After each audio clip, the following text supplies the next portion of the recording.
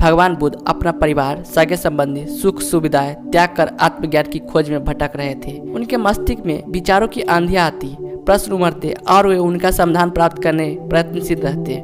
वे आत्मज्ञान की प्राप्ति के लिए कई स्थानों का भ्रमण कर रहे थे, कठोर जीवन शैली का पालन कर रहे थे, कई कष्ट सहते हुए कठोर तप कर रहे थे, किंतु फिर भी आत्मज्ञान से वंचित थे। एक दिन एक वृक्ष के तले आसन जमाए हुए गहन विचारों में लीन थे। धन, माया, मोह, संसार की समस्त सुख सुविधाओं के त्याग के बाद भी आत्मज्ञान प्राप्त न होने के कारण उनके हृदय में निराशा का संचार होने लगा। निराशवश वे सोचने लगे कि प्रयासों में मैंने कोई कमी न की, इस पर भी मुझे सफलता प्राप्त न हुई, क्या मुझे आत्मज्ञान प्राप्त न हो सकेगा?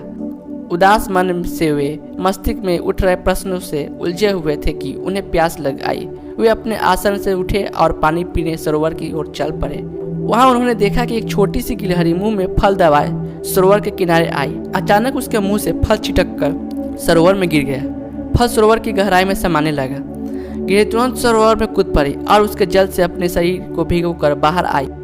बाहर आकर उसने अपने शरीर से पानी झराया और फिर सरोवर में कूद गई। यह क्रम उसने जारी रखा। वो सरोवर में कूदती और खुद को भिगोकर बाहर आ जाती। उसके बाद शरीर से पानी झाड़कर फिर सरोवर में कूद जाती। बुद्ध बड़े ध्यान से उसकी गतिविधियां को देख रहे थे और इससे अनभिज्ञ गिलहरी अपने कार्य में जुटी हुई थी। बुद्ध सोचने लगे कि इस छोटी सी गिलहरी के लिए सरोवर खाली कर अपने मुंह से गिरा फल प्राप्त करना असंभव है। इस पर भी बिना हिम्मत हारे पूरी आशा और लगन से अपना लक्ष्य प्राप्त करने में जुटी हुई है। यह छोटी सी गिलहरी जब निराश हुए बिना अपना लक्ष्य प्राप्त करने की दिशा में प्रयास कर सकती है तो मनुष्य होकर मैं क्यों नहीं? मैं क्यों निराशा के भंवर में डूब रहा हूँ? नहीं, मुझे निराशा त्याग कर पुनः आत्मज्ञान प्राप्ति की दिशा में प्रयासरत हो जाना चाहिए।